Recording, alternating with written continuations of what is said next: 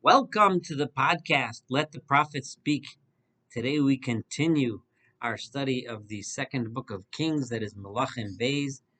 We are in chapter 3, that's Parak Gimel, verse 16, that would be Pasuk Tes Zion. Now, the scene that we left when we did the first half of this chapter, we had three kings.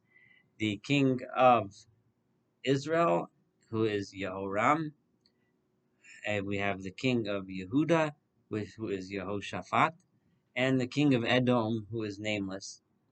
All three assembled with their armies are now hit a point where they are in the desert and they ran out of water for their troops and for their animals.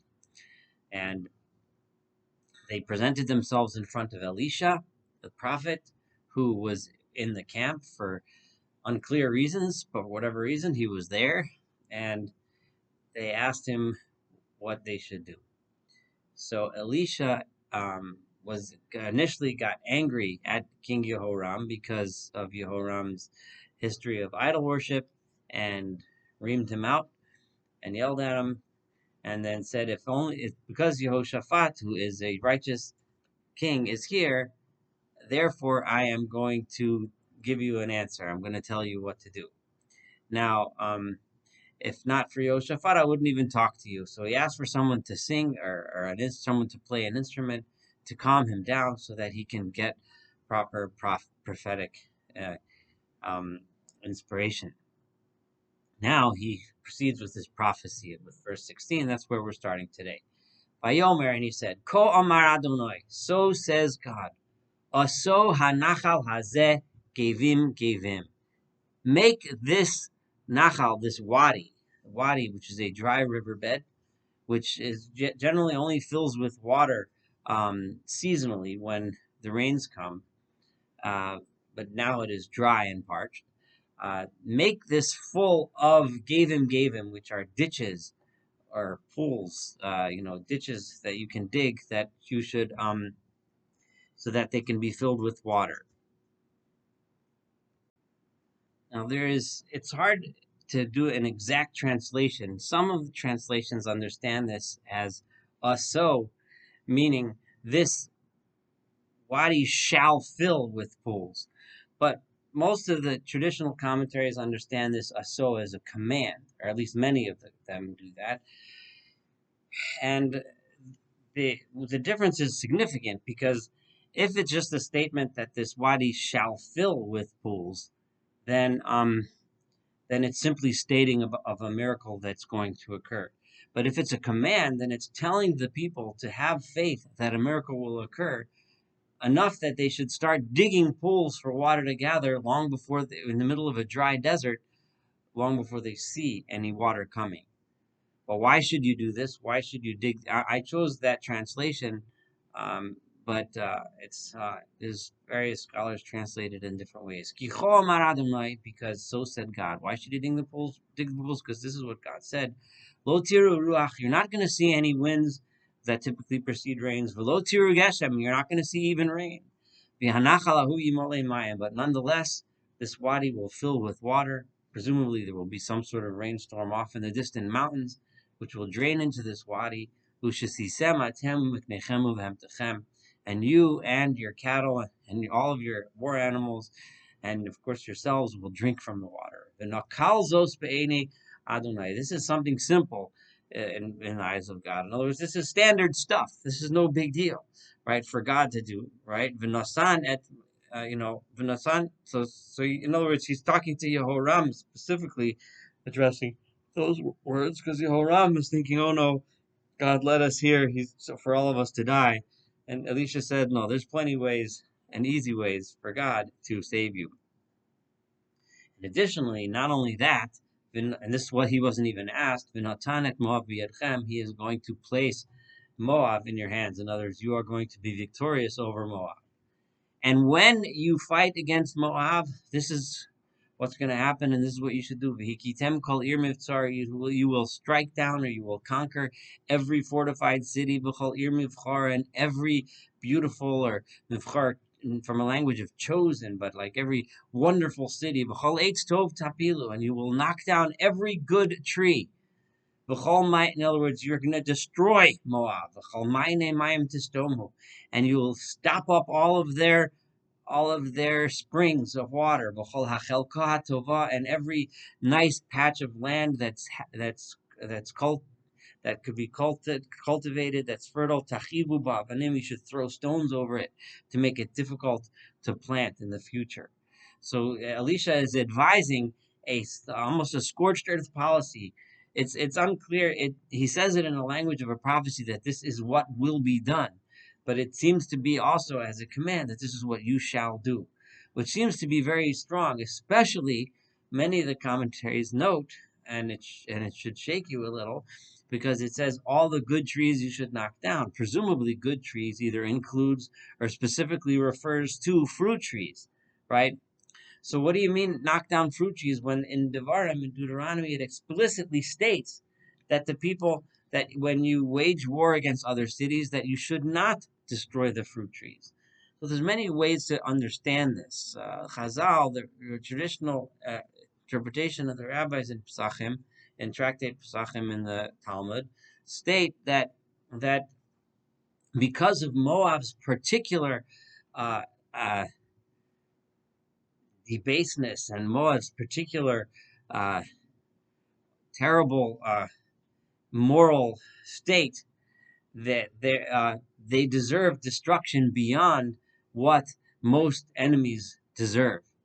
Now, to take this a little further, to understand that Gemara a little better, Rashi here and other commentaries seem to explain that within the parsha, within the place in the Torah where the Torah talks about um, when you conquer a city, and you shouldn't destroy the, even though you're conquering the city that you're waging war, but not to chop down the trees. However, it also mentions there that Ammon and Moab, those two nations, Ammon and Moab, because of how terrible they've been throughout history to the people of Israel, Losidushu Shlomam, do not try to make peace with them, which, at least according to some, according to Maimonides specifically, every other nation at war, you have to sue for peace first. And if they decline peace, if they decline to sign a peace treaty, then you could attack. But Ammon and Moab, you're not supposed to do that. Now, if that's the case, it's possible that other parts of that same parsha are also only referring to when you wage war against others, but not when you wage war against Ammon and Moab that are that miserable. This is another way of understanding it. And it seems to be indicated from Rashi here. Other ways to understand this is according to the Ramban and the Rashbam, two early commentaries, traditional commentaries on the verses in Deuteronomy, mention that the prohibition is only when it's destroyed in a manner of destruction, where that's the only purpose is to destroy it. But if the purpose is it's necessary for the war, if it's necessary for the war effort to destroy those trees, because those trees are being used by the enemy in their war effort, then then you're allowed to. So therefore, and they specifically reference Elisha's instructions here to destroy the trees, to say that he was telling them that trees that are good, meaning that you need to use them in your war effort to fight, you can chop those trees down and use them in your building your siege works or whatever it is that you need. So, and that's how they explain this. Nonetheless, so there's many different ways to understand this command of Elisha, but nonetheless, it's still very striking in that it seems to directly contradict what's in the Torah, but there are various ways that the commentaries over the years have understood them. Um, the Regardless, well, let's go back to his prophecy. Vayiva boker kalosa mincha. It was in the morning, at around the time when the mincha offering in the temple was being brought, which was brought every morning at a set time. Lo and behold, from the direction of Edom, water started flowing into the wadi, and the land filled with water. So the whole wadi fills with water, and all the pools filled with water. So now everyone has to drink. V'chol Moab shamu. Now, by this time, they have lost their advantage of surprise. So by this time, like, people had noticed in the desert and came to Moab and say, the armies are coming after you. Ki alu hamelachim lilachem bam, that these kings are coming to wage war against Moab. Vayitzoaku mikol choger chagorov amala. And they called out and rallied everyone who was able to gird themselves to wear, in other words, to wear weapons and to wage war. Vayamdu aragvol, and they stood at the border of their territory, ready to defend themselves against the three kings that were attacking. So Vayashkimu vaboker, and this military camp of Moab wakes up in the morning, and remember, in the morning, suddenly out of nowhere, this wadi filled with water, Vashemesh zor chalamayim, and they saw the sun shining on the water. Vayiru Moab mineged esamayim adumim kadam, and they saw Moab. And the people of Moab saw opposite them that the water appeared red as the sun shone on the water. Now remember, when they looked that the day before, the wadi was empty. Now they see it filled with with a reddish liquid. So and they didn't hear any rainstorms, so it couldn't have been filled up suddenly with rain. So what was it? So Vayomru Damza, they said this must be blood.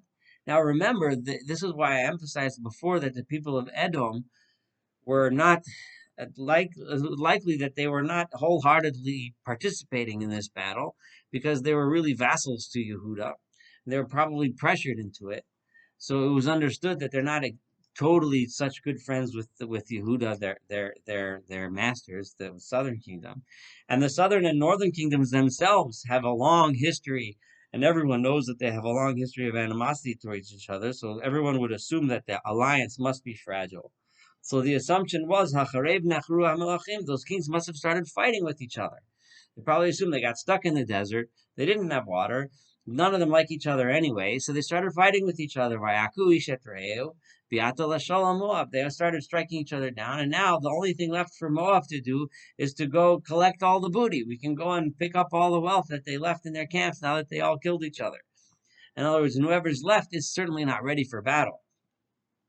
So instead of coming down in battle formation to attack, Vayavo el Machane Yisrael, they came to the camp of Israel, Vayakumu Yisrael, and when they came down, the people of Israel were ready for war, and they had not killed each other in the camp as Moab had assumed.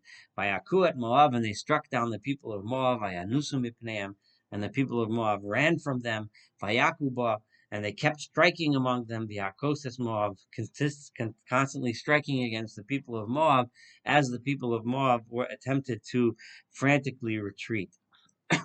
And then they went ahead and did as Elisha had predicted / instructed.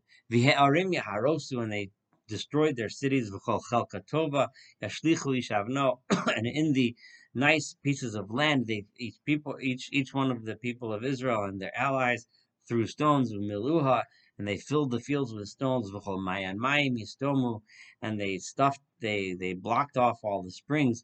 V'chol eitz tov yapilu, and they knocked down all the good trees. Ad heshir avonea bakir charoses, until the thing that was left was the stones, or the walls that built the wall of Kir Haroset, is a place Vayasubu Hakaloim Vayakuhu, and at that place the Kaloim are the people that throw rocks. They're rock slingers, or they sling with like a slingshot, and they struck those walls down. Vayar Melech Moab, and the king of Moab saw Ki chazak mimenu hamilchama, that the war had gotten out of hand and it was overpowered him and his army.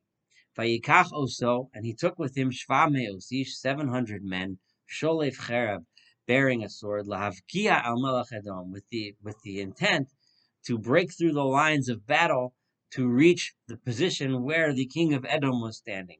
V'lo yocholu, but the lines of battle would not allow it. So he's trying to get to the king of Edom. Now, why is that? It could be because some suggest maybe that he just looked at the battle the way it was, and he felt that was the weakest point, and he might be able to take down the king of Edom. But I think it's more likely to say that he wanted to, if he was going to pick one king to strike down, he wanted to strike at, or at least strike at the armies and supporters of the king who's most likely to back down and retreat. And he understood the political dynamics here, and he realized that the people of Edom would be the least likely to defend themselves and the most likely to abandon ship and run when the going gets tough. So therefore, he went after the king of Edom. But it didn't work. And this is where one of the most uh, terrifying uh, episodes occurs.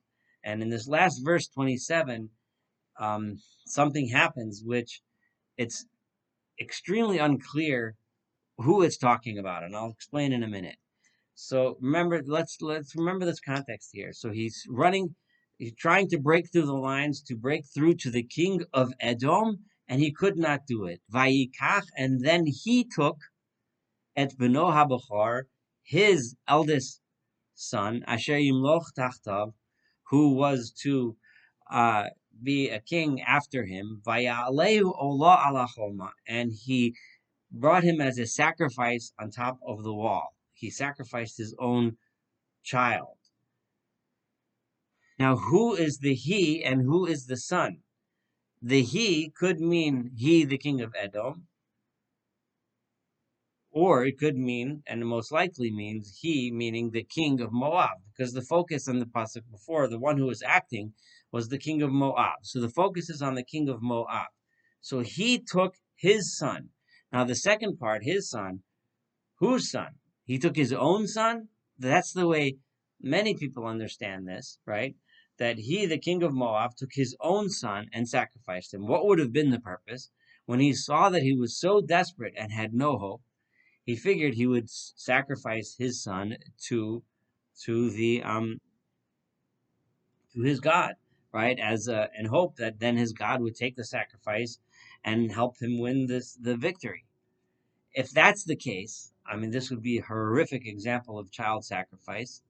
But it wouldn't explain the rest of the verse, because what happens next? Vayihi ketzef gadol al Yisrael. Immediately there was tremendous anger against the people of Israel, Vayis'u me'alav, and they retreated Vayashuvu la'aretz and returned back to the land, presumably to the land of Israel. Now, why would there be anger against the people of Israel? Because the king of Moab sacrificed his son to his God. So one of the ways that one of the traditional understandings of this is that Rashi brings and understands is that he actually did not sacrifice his son as a sacrifice to his idol, but rather he sacrificed his son to God. And the wrath against the people of Israel came because of this image where, um, you know, look at his devotion to God. Even though God says, I'm not interested and this is not something that I want, it still showed devotion to God more than the people of Israel who were not being faithful to God themselves. And therefore there was anger against the people of Israel, meaning the Moabites started to overpower them in battle and the people of Israel ran. So that's one way of understanding. However, many of the Mefarshim, many of the, especially the Radak and others, explain this story completely differently. But rather, what happened here was he was trying to get to the king of Edom because he knew and he understood that the king of Edom was the least desired being here, was the most likely to jump ship, right? As we explained. So he took the Benoab. For some reason, the king of Edom had entrusted his son. This is prior to the battle, a long time ago, to the king of Moab. And it's even possible that both the king of Edom and the king of Moab were contemplating rebelling against their masters, right? Which would have been the kingdoms of Israel and Judah, respectively. So the one that he took to sacrifice was the son of the king of Edom. When he saw that he couldn't capture him in battle, he took his son and in public executed him so that the king of Edom should see that happen. And at that point, the king of Edom, while until now he was an ally of the people of Israel, the king of Edom at that point was realized how awful that being part of this battle caused that he should lose his son in such a terrible way. And the Ketzef Gadol and the anger was by the people of Edom. And the people of Israel then lost their ally, and Edom started attacking the people of Israel, and the people, because of what the king of Moab did to the crown prince, and then they ran back to Israel. That would be another way of understanding this story here. Um, so so all of these are different understandings of this story. The one that makes the most sense on a simple level is the latter one, the position of the Radak and many other mafarshim, many other commentaries, and it completely fits the translation of the words, and everything makes sense. So it's the my personal preferred interpretation, which of course, doesn't mean that the other interpretations are wrong, but I wanted to make sure we had a thorough analysis of this verse. So here, this concludes chapter 3. Thank you so much for studying chapter 3 of the second book of Kings with me. Looking forward to studying chapter 4 and, of course, the rest of this book of Kings. Have a wonderful day.